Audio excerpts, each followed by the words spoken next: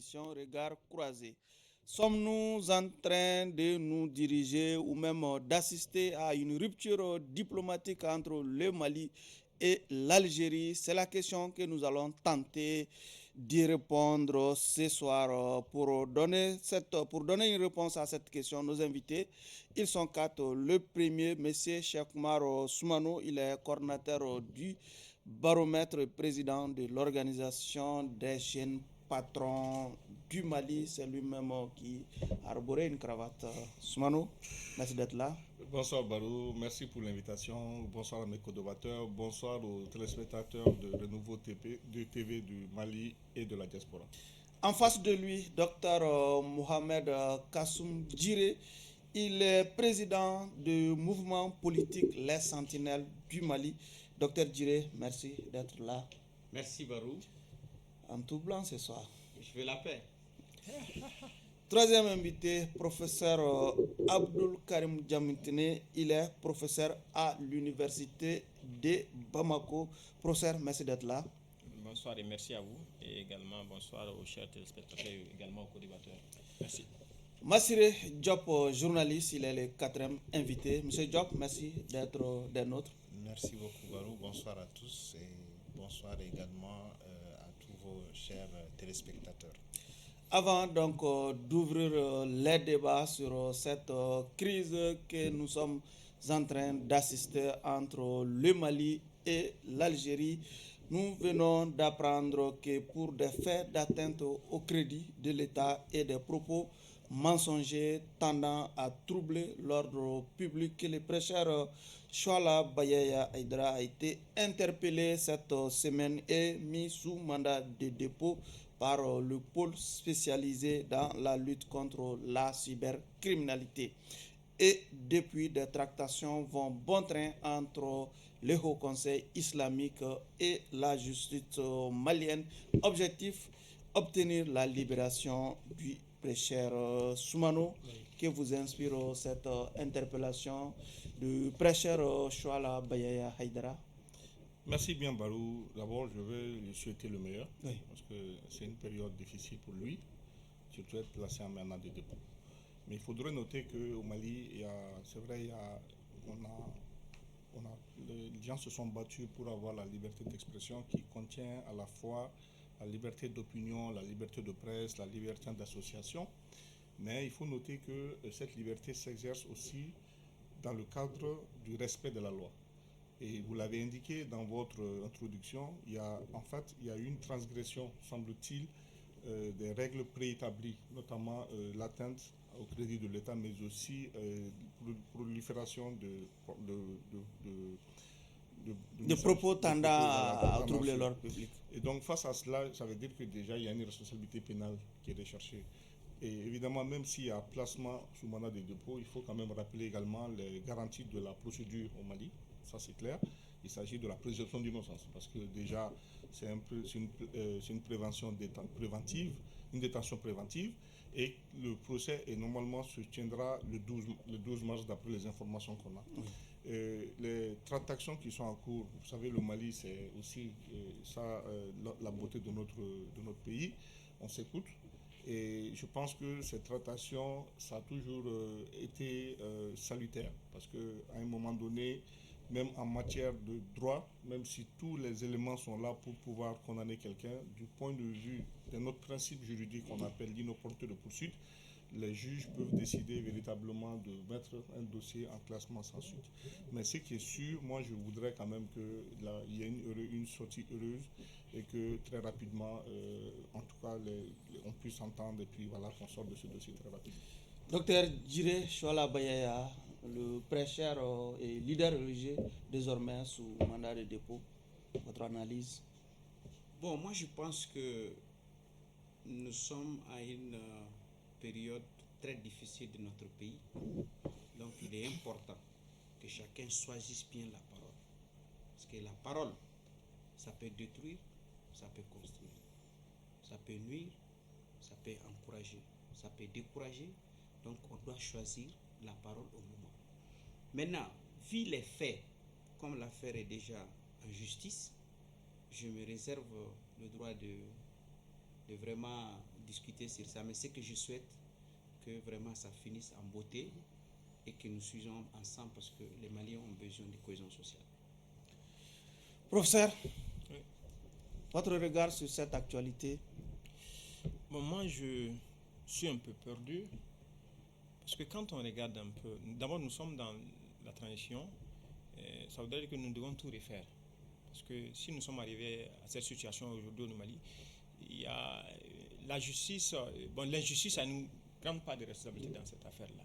Et moi, la question que je me pose, c'est quoi? C'est que l'égalité devant le droit, devant la justice, au fait. C'est-à-dire que il y a certaines personnes qui font des actes pareils, peut-être sont condamnés, sont interpellés, n'est-ce pas? Ça ne suscite pas de débat. D'autres en posent et ça suscite un tollé. Je me demande, au fait, moi je veux comprendre. Parce qu'il faudrait qu'il y ait au moins une équité, n'est-ce pas, dans la distribution de la justice. Donc pour moi, et si l'interpellation, n'est-ce pas, de cet imam Chouala, Mayaya, doit permettre à ce que la justice, toute la procédure soit comprise par l'opinion et qu'elle soit l'occasion, n'est-ce pas, pour que désormais il y ait une certaine équité dans la distribution de la justice, pour moi, c'est une bonne opportunité. Maintenant, quand j'entends les uns et les autres dire que oui, il faudrait qu'on intercède, oui, parce qu'aujourd'hui, lui, il est dans un groupe. Il a un groupe de pression derrière lui qui permet d'insérer. Mais si moi, lui, quelqu'un d'autre qui n'a pas de groupe de pression derrière soi, quand il enfreint, n'est-ce pas, à la législation, que va-t-il devenir? Moi, c'est la question que je me pose. Pour moi, il faut laisser la justice se faire. Maintenant, s'il a raison, très vite qu'on lui permet de recouvrer sa liberté. Maintenant, s'il n'a pas raison, je crois qu'il y a des circonstances atténuantes, comme les autres l'ont dit. Nous sommes dans une période un peu très cruciale. Mais pour moi, il faut que la justice soit dite et que les individus soient égaux face à la justice. Massiré? Oui, bon, moi je pense que je n'ai pas beaucoup de choses à dire parce que je pense que tout a été dit. L'essentiel, c'est que le dialogue puisse toujours être le recours pour régler ce genre de problème. C'est vrai, la justice, on peut faire passer la journée, c'est une question de perception souvent, mais je pense quand même que l'un des atouts de ce pays par rapport à beaucoup d'autres, c'est surtout le dialogue entre tous ses fils. Donc tout peut se régler à travers le dialogue. Peut-être que le canal qu'il a choisi n'était pas le plus approprié pour exprimer ce problème. Peut-être pas. Bon, l'essentiel en tout cas, c'est qu'il y ait ce recours qui puisse permettre à chacun d'être mis dans ses droits. Et moi, je pense qu'avec le dialogue, quand même, tout pourra être réglé. Soumano, quand on écoute un peu la réaction, si vous voulez, la position du Haut Conseil islamique, on a l'impression que cette fêtière, si vous voulez, des associations religieuses n'est pas forcément dans un soutien aveugle. On parle déjà d'accident de travail, lorsqu'on en croit à ce propos du président du comité de crise mis en place à cet effet. Oui, vous savez déjà, il faut noter que tout le monde peut être justiciable. Tout le monde est justiciable, je veux dire, et tout le monde peut se retrouver dans une situation pareille. Maintenant, ce qui est important, ce qui m'importe, c'est vraiment les garanties. Je parlais de l'égalité, je crois que cela ne fait pas défaut. Et le placement en mandat de dépôt ne veut pas forcément dire que l'individu placé en dépôt est coupable. Ça relève de l'intime conviction du juge, c'est son pouvoir discrétionnaire. Il peut décider de placer en mandat de dépôt, sous mandat de dépôt un individu, mais il faut que le commun des mortels comprenne que ce placement sous mandat de dépôt n'emporte pas forcément, culpabilité. Ça, c'est un fait. Deuxième fait, aujourd'hui, les garanties de la justice, j'ai parlé également du fait qu'il y a un principe que même les juges souvent évoquent pour ne pas poursuivre. Ça aussi, c'est leur pouvoir discrétionnaire. Tout ça, ça fait partie des garanties de la procédure. Troisième et dernière chose aujourd'hui, vous savez, quand il y a un malentendu, ou bien en tout cas une situation du genre, le dialogue, c'est toujours la voie. Parce que, qu'est-ce qui est important? On peut se tromper. C'est pas grave de se tromper. Maintenant, quand on se trompe, quand on a pris la leçon, c'est aussi, c'est aussi formateur. Le fait de pouvoir, c'est pédagogique, je dirais. Et donc moi je me dis aujourd'hui, il ne faut pas qu'on envenime la situation, qu'on essaie plutôt de trouver l'apaisement. Dans l'apaisement, ça le sens, c'est ne pas rajouter encore. Parce qu'il y a souvent, si on écoute certains qui débordent, quoi, racontent des choses qui sont vraiment pas, qui vont pas arranger. Et donc moi, j'estime que j'appelle les uns les autres à la retenue. On est tous des Maliens, nous croyons en notre justice, nous avons une justice professionnelle. Et ce qui se fait aujourd'hui, rappelons encore que c'est dans le cadre de tout ce qui a été fait aujourd'hui, c'est le pouvoir discrétionnaire du juge à travers son ultime conviction. Maintenant, plaidons encore une fois pour qu'il y ait une issue heureuse et que très rapidement le choix là-bas puisse recouvrir sa liberté. Docteur Djiré, le choix de détention, du lieu de détention de Chouala aussi est largement commenté aussi par une certaine opinion malienne. Bon, au lieu de la maison centrale de Bamako, c'est finalement celle de Djoila qui abrite l'illustre prêcheur. Bon, moi je pense que ça c'est le choix vraiment des autorités judiciaires, ça c'est un, et de deux. Moi j'étais vraiment très impressionné par la sortie du Haut Conseil aujourd'hui. Ils ont essayé de temporiser, oui. Ils ont vraiment expliqué que réellement que la situation est vraiment dans de bonnes mains et qu'ils ont parlé avec la famille pour qu'ils comprennent que vraiment, certes, il est en prison, mais si vous remarquez aussi, il y a eu certaines erreurs. Donc c'est ça aussi le Mali. Mais moi, ce qui m'a plus plu, c'est qu'ils ont apaisé. Oui. Ils ont apaisé, ils ont même dit demain ou je ne sais pas, le lundi, ils vont leur rendre visite. Moi, je pense, et je répète encore, je pense que tout le monde est libre de parler. Mais le plus important, c'est de savoir conjuguer ce qu'on dit.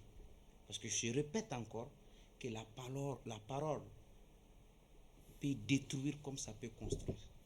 Donc il est important qu'aujourd'hui, vu ce que nous vivons, les conditions socio-politiques dans lesquelles nous sommes, il est important de choisir ces paroles. Professeur, le lieu de détention de Chouala Baya Aïdara, c'est finalement à Djoila qu'il est en train de purger ses premiers jours de détention. Je crois que c'est tout à fait compréhensible, logique, parce que quand vous regardez la tension qui a prévalu, n'est-ce pas, autour de cette affaire-là, oui. Le garder au centre de Bamako, au cœur de Bamako, il y a tous ces groupements, tous ces soutiens qui peuvent toujours affilier. Donc pour la sécurité même de la MCA et même pour sa propre sécurité, je crois que ce sont les éléments qui ont plaidé au fait qu'on est amené. Peut-être que c'est pourquoi je rejoins le docteur. Au début de cette affaire, si les gens avaient temporisé, peut-être qu'ils ne se seraient pas retrouvés là où ils sont.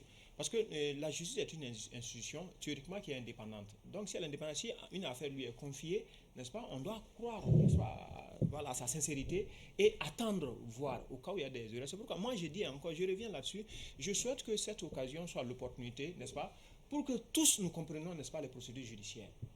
Et qu'il n'y ait pas de distinction, n'est-ce pas, entre voilà, le titre ou quoi. Dès lors que vous êtes face à la justice, que vous avez violé quelque chose, et donc les règles doivent s'appliquer, n'est-ce pas, de manière égalitaire à chacun. Pas d'immunité, même pour les leaders religieux.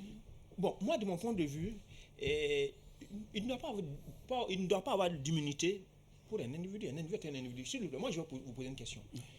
Il y a un débat qui me choque souvent quand on dit les grandes personnes. Je vous prends un seul exemple. Les grandes personnalités. Oui. Le militaire qui est actuellement à Tiznawaten avec une arme, dans le froid, en train de défendre le territoire national pour que vous soyez grand en train de prêcher ou bien à l'université par-ci par-là, ce militaire-là, qui n'est même pas connu, il est grand ou il n'est pas grand. Donc, du coup, chacun de nous a une mission dans la société. Lorsque vous devez exercer cette mission, et si cette mission, n'est-ce pas, est réglementée par un ensemble de textes, vous devez rester dans le cadre de ces textes-là. C'est clair. Donc, pour moi, je vois comme ça. C'est pourquoi, pour moi, je ne préfère pas rentrer dans ce débat de qui est grand, qui est petit. Pour moi, tout le monde est grand. Pour moi, la grandeur s'apprécie à travers le comportement, les actes que l'on pose dans la construction nationale. C'est pourquoi je ne rentre pas dans ce débat. Mais je dis simplement, je suis choqué. Aujourd'hui, c'est lui. Il y a un tollé, mais demain, c'est quelqu'un d'autre. Le fils d'une autre femme ou d'un autre monsieur qui n'a pas de pression, de mouvement de pression, il commet un acte pareil, peut-être on le met là des années sans justice. Donc moi, c'est ce que je combats. D'accord. Massiré, vous avez une explication particulière quant au choix du lieu de détention de Chouala? Oui, mais avant ça, il faut quand même reconnaître que dans la société, c'est vrai, nous sommes tous, mais quand même, vous n'allez pas me dire que le président de la République est simple citoyen comme vous autres. Sauf que les textes lui confèrent une immunité. Oui, d'accord. Oui, il y a cela. Les textes lui confèrent une immunité. Il y a déjà Nous sommes cette- dans l'égalité, n'oubliez Oui, pas ça. je Ça, sais, il va mais terminer, professeur. voilà, je dis qu'il a quand même une certaine immunité par rapport à nous. Ou bien, il n'est pas quand même... Vous vous fiez à quoi? Non, mais quand même, c'est un président de la République. Il y a quand Non. même, c'est pas les mêmes juridictions qui Non, on ne vont parle pas quand du même- président. Non, c'est juste un exemple. Je dis pourquoi le terme grand et tout cela. C'est tout Oui, mais simplement les ça. institutions Voilà. te confèrent une grandeur. Moi, je respecte quand les institutions te Exactement, confèrent. donc C'est c'est comme bon. les hommes de la justice. Oui. Les institutions leur confèrent un certain nombre de pouvoirs que nous respectons. Mais Oui. les religieux aussi, les institutions les confèrent. Une On, grande- non, on leur a demandé de rester. Non, je peux. Allez-y. Non, je Diop va m'excuse, terminer. je Allez-y, m'excuse. Diop. C'est juste, Allez-y, c'est allez-y. juste Oui. ça. C'est-à-dire que, d'accord, nous sommes tous égaux devant la loi et tout. C'est bien, ça, c'est les textes. Mais en plus de ça, dans la société, chacun a son rôle. Et par rapport au rôle que tu occupes, peut-être que tu as une grandeur par rapport à ce rôle. Le militaire, il est plutôt que- petit. Non. Bon, ça, c'est vous qui le dites. Moi, je ne l'ai pas utilisé et je ne le dirai Je demande, jamais. non, moi je veux comprendre. Bon, Professeur, je- il ça, donne c'est- aussi ça, sa c'est- lecture de la chose. Bon, Allez-y. peut-être que vous avez Allez-y, la Massiré. réponse à votre question. Non, je sais pas. Donc, essayez de voir. Allez. Moi, je n'ai pas, en tout cas, c'est que tout ce que je veux dire, c'est que chacun dans la société a un rôle bien déterminé. Bien sûr. Et par rapport à ce rôle, c'est pour ça qu'on lui confère ce titre de grandeur. Et ça s'arrête là. Voilà. Bon, Allez-y. pour Oui, allez-y, allez-y. pour le cas de Gérard, je pense que c'est bon aussi dans ce genre de cas d'éviter d'envenimer la situation. Peut-être que le maintenir à Bamako aurait suscité d'autres tensions que vraiment le pays n'en a pas besoin aujourd'hui. Parce que vous savez, le pays est sur beaucoup de fronts. Et vouloir aussi créer un front de ce genre, je pense que même les autorités ne sont pas dans cette dynamique-là. Donc c'est pour cela que l'éloigner, c'est peut-être, comme il l'a dit, un moyen d'apaiser la situation en attendant qu'une solution puisse être trouvée. Direz-vous. Oui, je disais seulement que dans notre culture, généralement les hommes de savoir, surtout les oulémas, ont un respect qui dépasse même la légalité. Vous parlez de la culture, hein? Oui, je parle de la culture La tradition. malienne, la tradition, la culture, notre forme d'être. Mais aujourd'hui, avec les réseaux sociaux, il y a ce qui a fait que certaines personnes eux-mêmes se font des sorties que les gens finalement ont l'habitude de les voir et tout ça. Sinon, nous connaissons aujourd'hui des grands oulémas que quand ils parlent, ils sont écoutés. Donc, la cause pour laquelle moi je pense que le respect souvent est directement proportionnel au comportement Exactement. même de la personne. Chacun a sa place. Bien sûr. Mais ça, c'est la société qui est La faite comme ça. Depuis que nous sommes nés, tout commence en famille. Et en famille, il y a un rôle pour chacun. Le rôle du papa, le rôle de la maman, le rôle des enfants. C'est pour cela que Sigmund Freud dit que la famille est le noyau fondamental de la société. En réalité, cette religion dont on parle, on l'apprend en famille. D'accord. Merci. Oui, mais est-ce que ce dossier Chouala Baya Aïdara pose désormais le problème de la présence des imams, des prêches sur les réseaux sociaux? Bon, vous savez, la loi sur la cybercriminalité, c'est quoi? C'est que, c'est clair, c'est d'abord une juridiction d'exception, c'est pas une juridiction de droit commun. C'est une loi qui a été instituée pour véritablement assainir, si je puis dire, les réseaux sociaux. Il faut noter que c'est quand même, c'est triste que ça soit Chouala Bayaya, parce que, comme je l'ai dit, dans notre société étant musulman, on a tous du respect pour les leaders religieux. Personne ne se met dans un scénario pareil en disant, ben voilà, il allait se retrouver dans cette situation-là. C'est arrivé, maintenant, prions que ça puisse se résoudre très rapidement. Maintenant, ce que je veux dire, la problématique, là où il faut voir les choses, c'est vraiment la question de liberté d'expression et de libertinage d'expression. Il faut faire la part des choses. La liberté d'expression, elle est garantie, mais le libertinage d'expression ne l'est pas. C'est là où je dis il faut savoir mettre la forme adéquate dans ce qu'on dit. Par exemple, il y a même des grands sages qui le disent. Parole, qu'est-ce qui te détruit? C'est la manière dont tu as été dit. C'est surtout ça. Quand on veut, vous savez, la notion même d'outrage, vous savez, il y a dans le code pénal, il y a une infraction qu'on appelle outrage. Outrage, moi, je peux vous prendre un exemple. Outrage, par exemple, si je peux parler vexé, comment on appelle, dirais, en essayant de tuer sur sa sensibilité. Ça peut être comprendre. Mais moi, je peux prendre l'outrage dans un autre sens. Quelqu'un qui vient me voir, moi, je suis chef d'État ou je suis, je sais pas moi, une personnalité. Quelqu'un vient me dire, monsieur, votre épouse est très belle. Si je suis quelqu'un de très jaloux, je peux l'attaquer pour outrage, parce que ça m'a vexé. D'accord. Bien sûr, non, On va tomber dans... je termine. Non, j'explique pour que les gens comprennent. C'est pour vous dire que, et là également, la personne aujourd'hui comment on appelle, qui est saisie du dossier, c'est ce juge-là qui a ce pouvoir-là. Donc nous avons tous été d'accord que nous faisons concernant notre justice. Et donc si les faits qui ont été incriminés, vous savez, quand il le disait, il ne pouvait pas peut-être s'imaginer que c'était un attentat de l'État. Il ne pouvait pas s'imaginer que c'était peut-être des propos mensongers. Et donc, il y a eu une entente qui a été faite et il a été déféré devant la juge. Le juge a décidé de le placer sous mandat de dépôt. Ça aussi, c'est son pouvoir. Et il y a aussi la possibilité de poursuivre sans mettre sous mandat de dépôt. D'accord. Donc, moi, je dis, tout ça, ça revient vraiment à la justice de faire son travail. Donc, nous prions pour que très rapidement, Choala Baya puisse recouvrer ça. Ok, Bassir, allez-y. Non, juste une minute, parce que il faut qu'on soit bien d'accord. Vous savez, c'est depuis l'histoire de ces vidéos et autres ont émergé, finalement, on ne sait plus qui est qui. Oui. C'est bon pour les leaders religieux aujourd'hui de savoir dans quel cadre s'exprimer. Les prêches, les sermons et tout cela, ce sont des occasions, ce sont des moyens. Parfois Les même sermons sont souvent relayés en direct. voilà, il y a des choses comme ça. Donc, mais tout vouloir faire des vidéos tout de suite, sauter sur l'occasion pour vouloir attaquer, pour vouloir s'insurger. Mais il y a des cadres. Donc il faut savoir faire un peu la part des choses. Sinon, tout renvoyer vers cette histoire de vidéomania, finalement, on ne sait plus vidéaste. Même les termes aujourd'hui, on ne sait plus qu'est-ce que c'est. Des fois, on dit vidéaste, des fois, on dit vidéoman, des fois, on dit... Vous savez, donc tout ça, aujourd'hui, moi, je pense, même cette loi contre la cybercriminalité, certains ont des commentaires là-dessus, peut-être. Il y a des choses peut-être qu'il faut revoir pour pouvoir l'améliorer davantage. Mais je pense que, dans un sens, c'est un vide que ça essaie de combler. Donc ça a le mérite d'exister. Maintenant, il faut que chacun sache que directement sauter sur les réseaux sociaux pour s'exprimer, c'est pas du tout la bonne affaire lorsqu'on veut faire porter une affaire. Professeur, pour sortir de ce sujet. Ok, moi, ce qui est important pour moi, il y a la notion de responsabilité dans cette affaire. Parce que, vous savez, quand vous dites, moi, dans ma culture, chacun, comme les rôles sont répartis et chacun est respecté. Quand vous prenez les chasseurs, les disciples respectent le chef. Vous partez à la mosquée, les autres respectent l'imam. Chacun a, bien sûr, chacun a son rôle. Le médecin que vous voyez qui est petit, allez-y à l'hôpital, vous verrez qu'il est grand. Même l'imam se mettra à la queue. Donc c'est un jeu de rôle. Maintenant, ce qui est demandé, c'est la responsabilité. Imaginez, quand vous êtes responsable, soit imam chef du village, on vous demande d'éviter un certain nombre d'agissements. Pourquoi? Parce que cette notion de responsabilité de quoi social est liée à un seul. Dès lors que vous agissez contrairement à ce que vous êtes demandé, c'est la disgrâce totale. C'est-à-dire qu'il y a des circonstances atténuantes pour ceux-là que vous appelez, qui sont des gens. Parce qu'il y a des circonstances atténuantes, on dit non, il faut le laisser lui.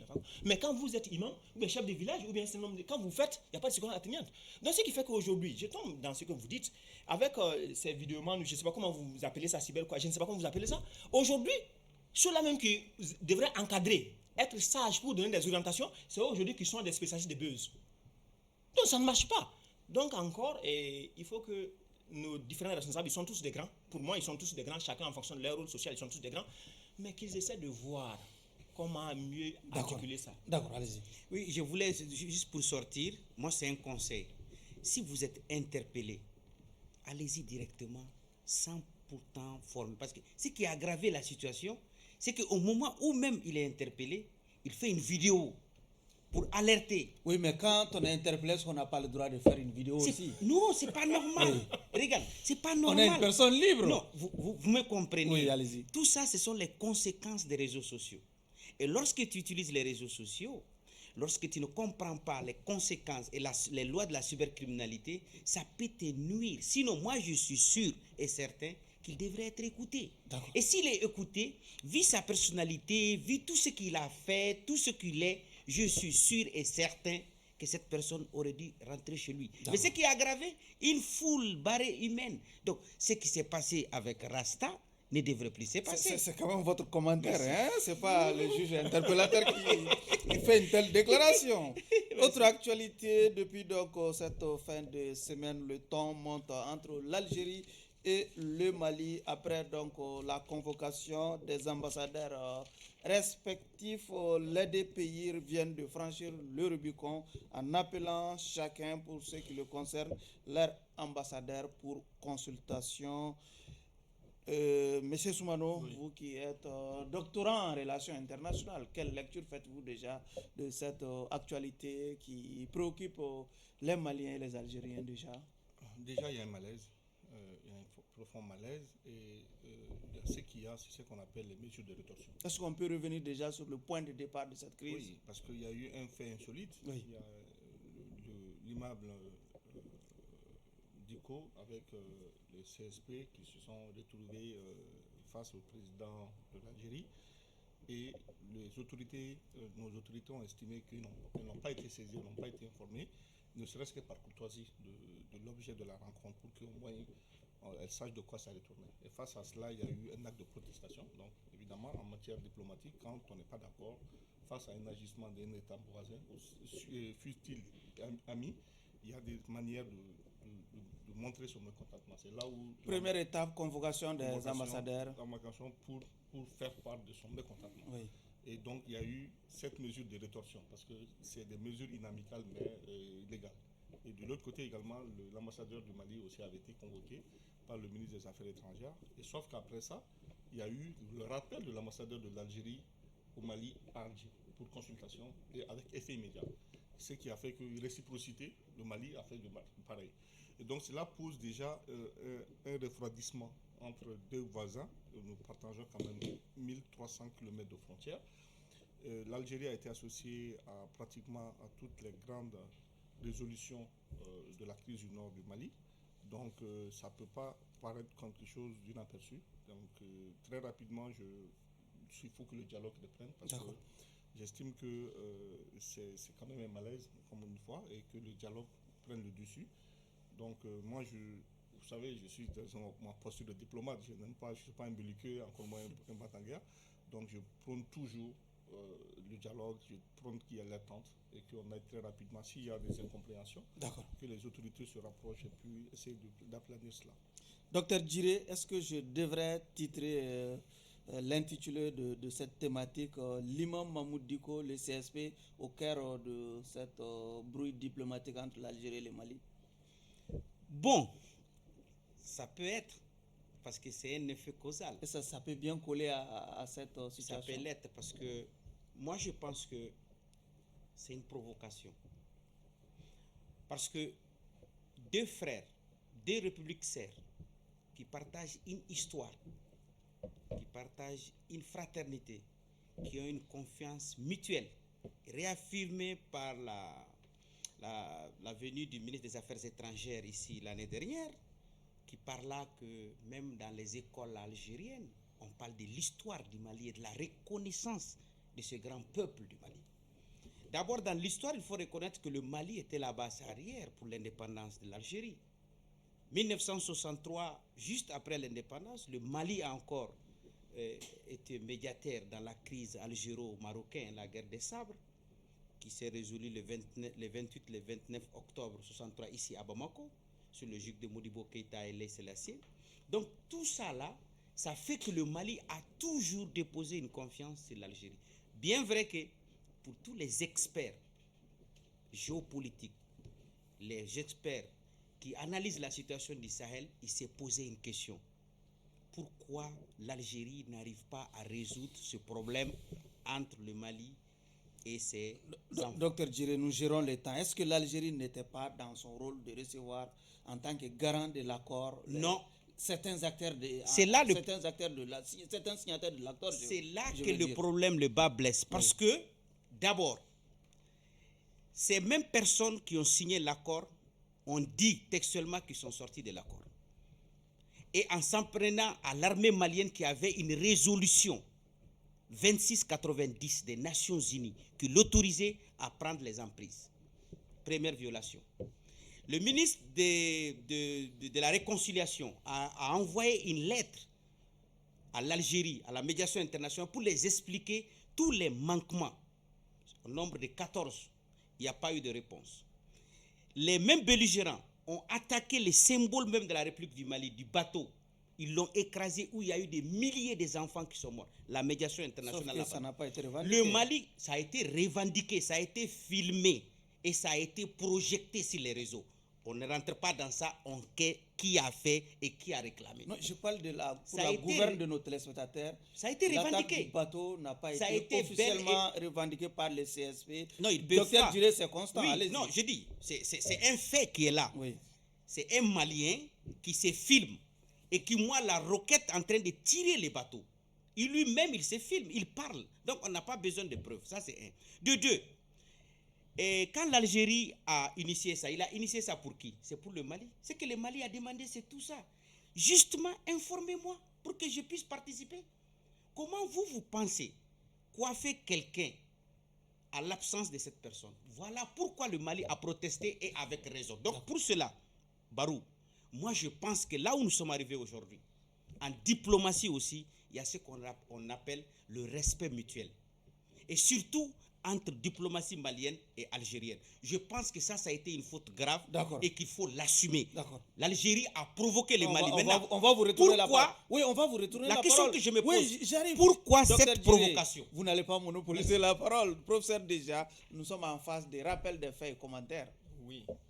Bon, moi, j'estime pour ma part que l'incident, c'était prévisible, en fait. Parce que quand vous vous intéressez à l'historique, n'est-ce pas, des crises au niveau de cette zone-là, et les différents accords, tout le monde savait, même ici, on a tous dit que l'Algérie n'est pas claire dans la gestion de cette crise. Ça, c'est dans le subconscient de tout le monde. Et ça, c'est qui est évident. Maintenant, et également, quand je me réfère un peu, les autorités actuellement sont un peu inscrites dans cette logique. Vous imaginez les trois principes qu'ils ont dégagés. Le premier principe, c'est quoi? C'est le principe, il faut respecter la souveraineté de l'État du Mali. Cela voudrait dire quoi? Dès lors que vous voulez parler du Mali, vous devez vous assurer que cela rentre en droite ligne avec la conviction, n'est-ce pas, des autorités en question. Donc le Mali ne peut pas s'asseoir et être informé pour dire que oui, nous avons une rencontre ici organisée à notre niveau, envoyer quelqu'un. Non, il faudrait d'abord que tout ce que vous allez entreprendre, parce que vous ne pouvez pas respecter votre souveraineté, respecter la souveraineté d'un État et décider à la place de cet État-là et seulement l'en informer. Ça, c'est une erreur très grave. Et puis récemment, quand on regarde un peu les acteurs qui ont été conviés lors de ces différentes rencontres-là, les acteurs pour lesquels les mandats, contre lesquels les mandats internationaux ont été émis, et donc quand on regarde, c'est tout à fait normal que tout observateur savait que ça pouvait aboutir à ça. Maintenant, moi, je me dis, à la suite de ça, la tension va baisser, ça c'est tout à fait normal. On va parler. Hein, bien sûr, non, je ne vais pas entrer dans tout ça. Oui. Pour dire que pour moi, c'est une suite logique et les autorités sont en droite ligne, n'est-ce pas, des trois principes qui sont dégagés sur le premier principe qui est le respect de la souveraineté de ça. Et comme il a dit, les groupes armés avaient, à travers le CSP, dénoncé l'accord et s'étaient retirés. C'est la suite de ça qu'il y a eu les Bamba, Léré et Bourem et autres là. Voilà. Monsieur Diop, votre lecture sur cet incident diplomatique, si vous voulez, cette bruit diplomatique que nous sommes en train d'assister entre le Mali et l'Algérie? Bon, vous savez, bruit diplomatique, c'est quand on entretient des relations. Donc je crois que c'est dans l'ordre normal des choses qu'il y ait bruit souvent, malentendu ou malaise, comme on peut l'appeler.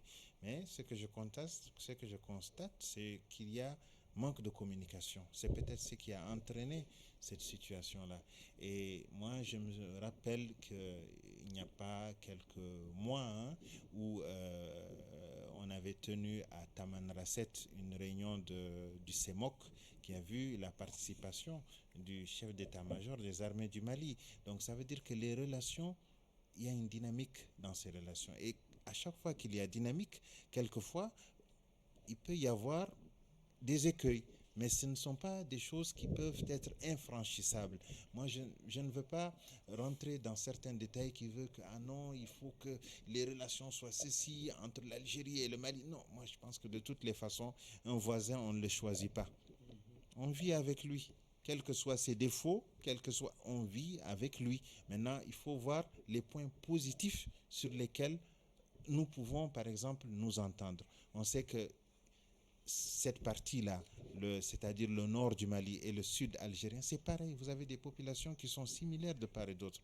Donc je pense que quelque part, même s'il y a incompréhension, essayons de voir l'intérêt supérieur pour surmonter certaines difficultés. Et moi, j'ai bon espoir qu'il n'y a pas de raison que cette brouille continue et qu'on parviendra à s'entendre de nouveau. Mais qu'il y ait, par exemple, plus de communication.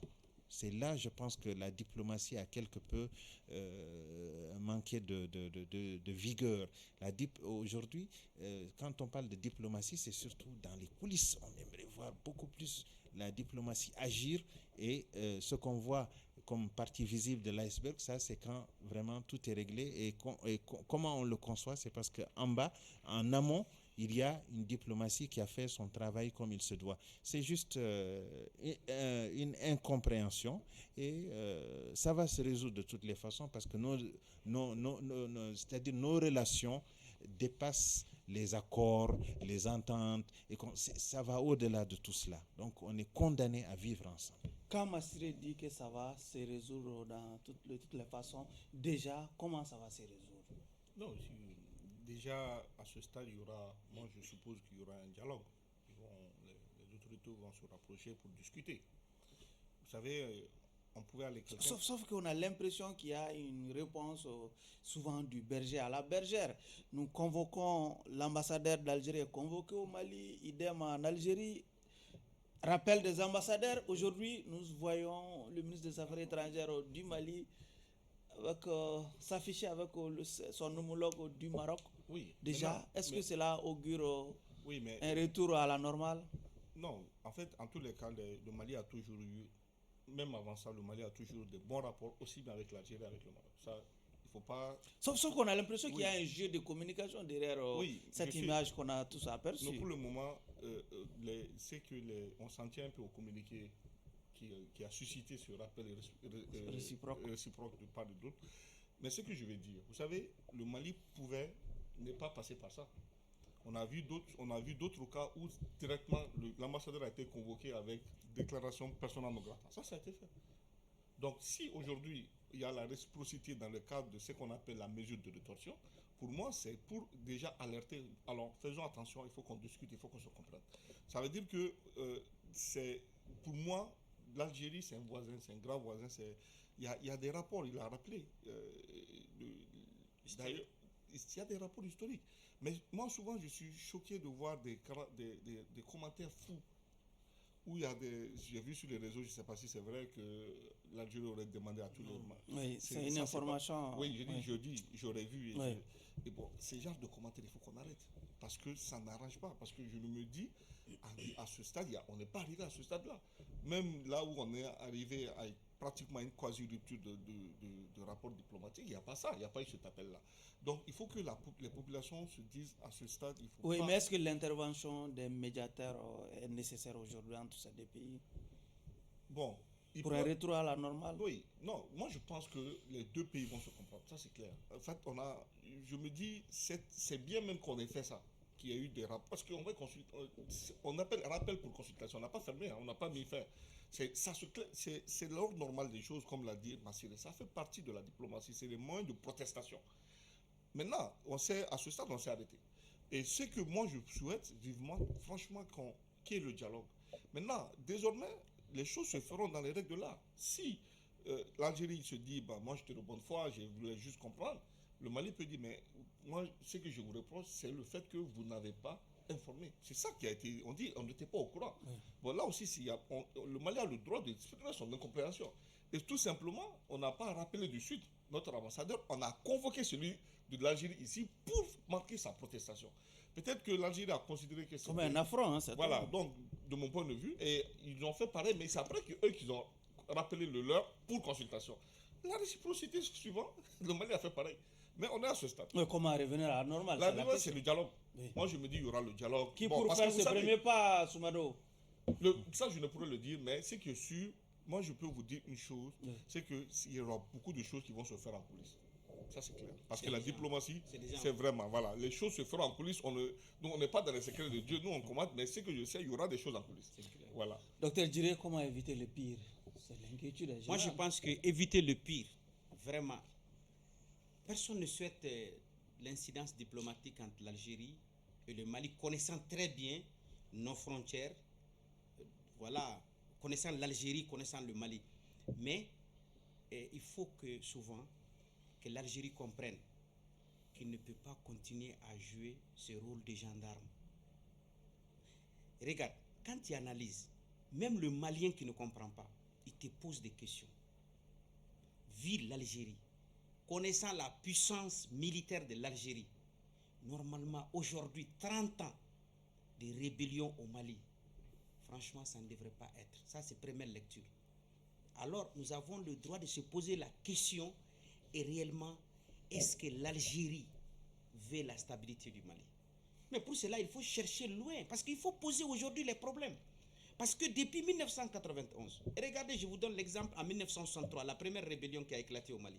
C'est les Algériens qui ont pris les groupes armés et les... Docteur, est-ce qu'on peut sortir de l'histoire pour commenter le présent aujourd'hui? Non, mais...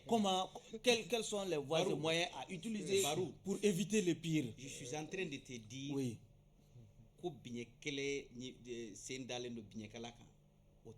Toujours c'est pour dénoncer. Non, Barou, s'il vous plaît, moi je suis en train de te faire une chronologie pour qu'on comprenne que peut-être ce que nous pensons être face à nous, ce n'est pas ça. D'accord. Nous sommes des enfants du Nord. Nous avons vécu au Nord. Nous cherchons même la paix.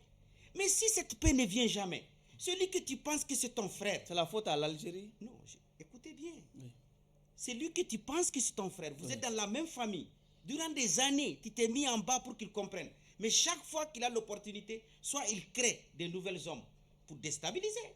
Nous avons les preuves. Mais tout ça, le Mali, c'est pas que le Mali n'est pas au courant, mais le Mali a toujours prévalu la diplomatie. Donc maintenant, tu me dis comment sortir de ça. Justement. Mais pour sortir de ça, il faut qu'on se dise la vérité. Clair et net. C'est pas parce que tu es puissant ou bien tu es grand que moi, parce que je suis un pays que je ne peux pas... Non, il faut qu'on se parle un langage de vérité. Comme l'a dit Diop.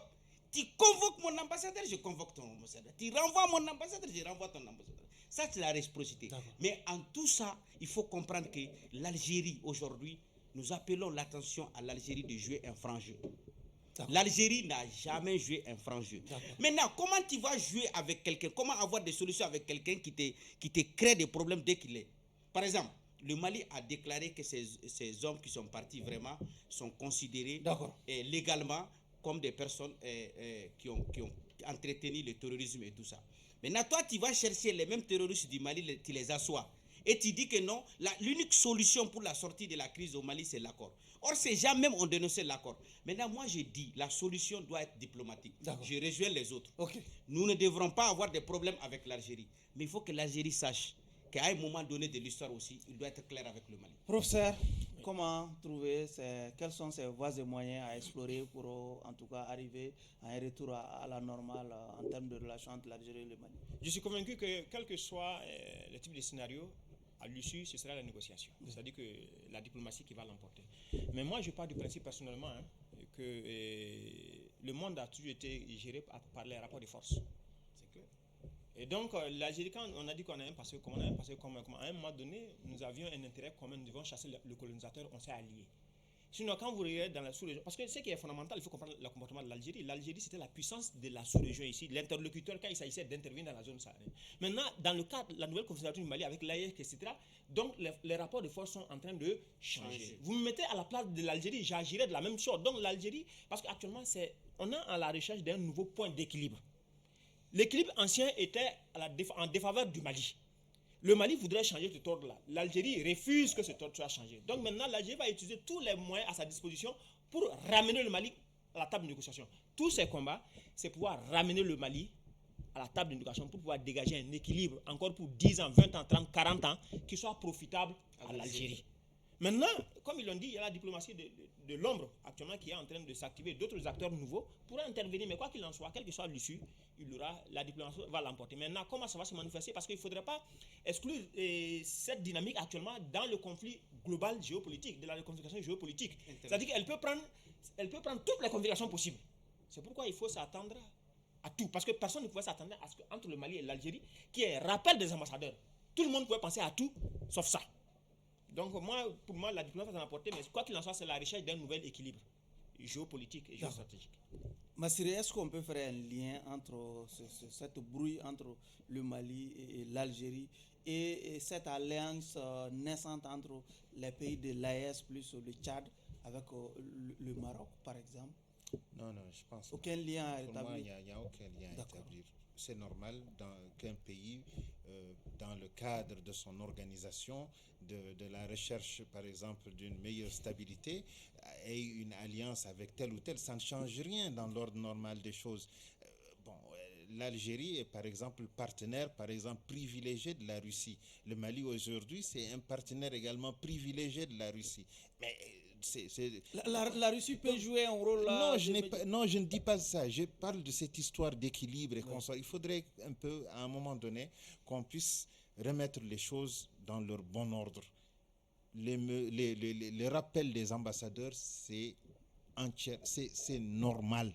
Ça fait partie. Lui, il est expert dans ce domaine-là. Il sait que ça fait partie des mesures De protestation. de protestation. Et ça, c'est entre des États qui entretiennent des relations.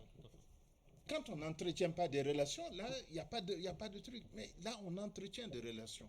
Et moi, je pense aujourd'hui qu'entre l'Algérie et le Mali, vraiment, le dialogue va prévaloir. Les discussions vont prévaloir. La négociation il y a des gens qui vont jouer ce rôle-là. Mais je ne suis pas dans cette histoire de théorie du complot en me disant que l'Alliance Sahel, le G5, le 6... Non, non, non. Moi, je pense qu'il faut un peu mettre balle à terre, regarder les choses en face, ne pas chercher des poux à chaque fois dans la tête de X ou Y. Il y a une tension en ce moment et c'est tout à fait normal. Et je pense aussi que lorsque le dialogue également va revenir pour régler ce problème, c'est également normal. Si je me trompe, vous pouvez me corriger. Dans le sillage de cette brouille entre l'Algérie et le Mali, on annonce déjà la mort, si vous voulez, d'un important, en tout cas, leader du CSP, hein, un important leader militaire du CSP. Je vais parler de Hassan Fagaga qui a été tué par un drone de l'armée malienne. Commentaire? Oui, Dernier bien tour sûr. de table, commentaire? Je pense que là, il n'y a pas de doute par rapport à ça parce que même le CSP a annoncé ça. Donc, on ne peut pas douter. Bon, pour moi, je pense que c'est l'ordre normal des choses parce que c'est affaiblir l'ennemi, de mon point de vue. Et donc, ça veut dire que ces frappes ciblées ont porté leurs fruits. Parce que depuis combien de temps Faraga était en cabale, tout comme d'ailleurs Yad et d'autres. Mais si déjà lui, il est éliminé, je pense que ça permet au Mali de réaffirmer encore une fois sa souveraineté, mais aussi sa suprématie dans la zone. Et donc, Faraga, c'est quand même, on l'a dit, il était un stratège pour l'autre camp. Et donc, c'est une perte pour eux. Et donc, c'est déjà, nous, au Mali, on peut s'applaudir parce que ça va permettre à nos femmes de continuer de faire ce travail de ratissage. Docteur Djiré, Fagaga neutralisé à la frontière entre le Mali et l'Algérie. Oui, c'est fait l'autre jour dans les frappes aériennes la nuit parce que si vous voyez tous ces groupes terroristes, groupes armés se sont retrouvés à la frontière algérienne. D'autres sont en Algérie. Donc, cause pour laquelle moi je pense et j'insiste encore qu'il est important de redistribuer les cartes et comprendre que la géopolitique internationale a changé aujourd'hui. Aujourd'hui, le Mali, le Niger et le Burkina sont dans une dynamique de combiner leurs efforts pour la lutte contre le terrorisme. Moi, je pense que ça ne peut que favoriser l'Algérie et que l'Algérie comprenne que vraiment cette lutte de souveraineté qu'elle défend autant chez elle doit aussi faire comprendre qu'elle aussi doit aider son frère malien. Parce que ça fait des années, le Mali a déposé toute sa confiance. Tu vois, tous les accords ont été signés en Algérie. Depuis le premier accord du 6 juin 1991. 2015 a été signé ici à Bamako. Je dis tous les accords ont été, c'est-à-dire faits en Algérie, négociés en Algérie. Donc, 2015, c'est le papier seulement qui a été signé, mais le cerveau est en Algérie. Et d'ailleurs, l'Algérie, c'est la tête pensante même de l'accord. Durant 10 ans, qui est la tête pensante de l'accord. La mort de Fagaga, une grosse perte pour le CSP. C'est clair. Ça n'a même pas dit parce que d'abord, c'est ce qui explique que le Mali a tout donné. Fagaga représente le président des autorités intérimaires de Kidal. Comment comprenez-vous que l'autorité intérimaire d'une région prenne les armes contre son pays? Vous comprenez comment la chose est difficile. Et cette même personne est reçue dans la Mecque des révolutionnaires. Aujourd'hui, tous les révolutionnaires du monde sont indignés. Parce que la Mecque des révolutions, c'était Alger. Lorsque les berceaux des révolutionnaires se transforment en un sanctuaire et un bastion pour recevoir des terroristes, moi je pense que ça reste beaucoup à dire. Fagaga, désormais neutralisé par un drone de l'armée malienne, une grosse perte pour le CSP. Évidemment, une grosse perte, mais premier signe, ça montre, ça confirme la puissance de notre outil de défense de notre armée, ce que les partenaires n'ont pas pu. Aussi, mais je voudrais souligner un fait. Vous voyez, aujourd'hui, quand il dit des dissociés, il est difficile de dissocier. Quand on prend un peu le Mali, vous avez la stabilité en Mauritanie ces dernières années, la stabilité en Algérie, mais le prix c'était quoi? C'est l'instabilité au niveau du Mali. Intéressez-vous à tous les écrits, à tous les analystes, ils vont dire la même chose. Donc aujourd'hui, quand le Mali veut ramener la stabilité dans son septentrion, n'est-ce pas, Kidal, donc c'est comme ramener l'insécurité dans d'autres espaces. Mais les autres pays ne vont pas accepter ça, ces différents éléments. C'est ça. Et aujourd'hui, je vais vous dire une chose, il faut intégrer un certain nombre d'éléments. C'est qu'aujourd'hui, la dynamique de l'AES aujourd'hui, ça fait une population d'environ 70 millions d'habitants, ce qui aujourd'hui usurpe une place que l'Algérie occupait dans notre espace aussi. 44 millions. Donc du coup, l'Algérie aussi, en menant cette analyse, voit tous ces différents enjeux-là. Donc du coup, maintenant, si l'instabilité du Mali et de l'espace devait passer par le nord, par Kidal, ou bien par une région du Niger ou du Burkina, les autres partenaires n'hésiteront pas. Maintenant, le maillon faible étant Kidal, ils vont toujours tenter. Mais comme je l'ai dit, tous ces soubresauts, c'est la recherche d'un nouvel équilibre. Le Mali voudrait désormais qu'il y ait un équilibre qui lui soit favorable. L'Algérie voudrait garder une situation qui soit défavorable au Mali, qui lui permette de garder, n'est-ce pas, cette posture de grand dans l'espace. Merci. Massiré Diop, sur cette mort de Hassan Fagaga. Vous savez, tout ce que je pense, la stabilité de l'Algérie dépend de la stabilité du Mali. C'est indissociable. Est-ce que vous voyez? Si le nord du Mali est perturbé, soyez sûr et certain que le sud de l'Algérie ne connaîtra pas la paix. Vous voyez? D'où l'implication de l'Algérie dans la résolution. D'où l'implication de tout le monde pour une résolution. En tout cas, ce qui est bon, ce qui est souhaitable aujourd'hui, c'est que la paix puisse aujourd'hui prévaloir sur tout le reste. Moi, en tout cas, c'est ce côté que je défends le plus. D'accord. Je ne suis pas dans les dynamiques de stratégie comme mon cher professeur qui est certainement plus expérimenté que moi sur ce domaine. Je ne m'y connais absolument rien. Les équilibres mondiaux, géostratégiques, je ne cherche même pas à savoir cela. Parce que pour moi, l'intérêt d'abord, l'intérêt général, c'est ce qui doit primer. Et quel que soit le prix. Mais je suis sûr et certain que les bons rapports que nous voulons entretenir avec nos voisins dépendent également de notre recherche de cet intérêt général. Maintenant, si un voisin, par exemple, n'est pas favorable à cela, et en ce moment, il faudrait qu'on tape du poing sur la... Mais je suis sûr et certain qu'ils ne vont pas aller appuyer le bouton rouge parce qu'ils savent qu'eux aussi, leur stabilité dépend en grande partie de ce qui se joue ici. La mort de Fagaga ne vous dit rien? Bon, c'est une grosse perte pour la rébellion, pour le camp de ce que l'État appelait les terroristes. C'est une grosse perte sûrement. Mais vous savez, souvent les morts des leaders, il faut, de ce qu'on qualifie en tout cas de leader, il faut relativiser un peu. Ben Laden est mort, pourtant son mouvement continue encore de faire du mal et autres. Donc vous voyez, c'est souvent difficile. Moi je pense ce sont les causes qui ont généré tout cela. C'est cela qu'il faut aujourd'hui rechercher et pouvoir les solutionner. Parce que la mort de leader, on est habitué à ça, mais fondamentalement, le problème reste entier.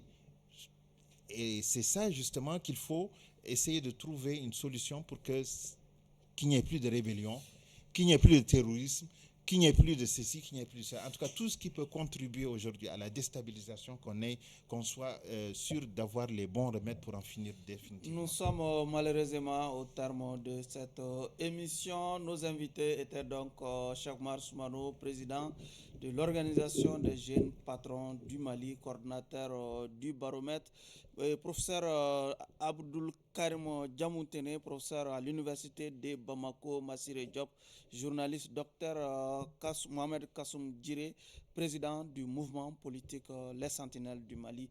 Merci à vous de nous avoir suivis. Au revoir. Merci.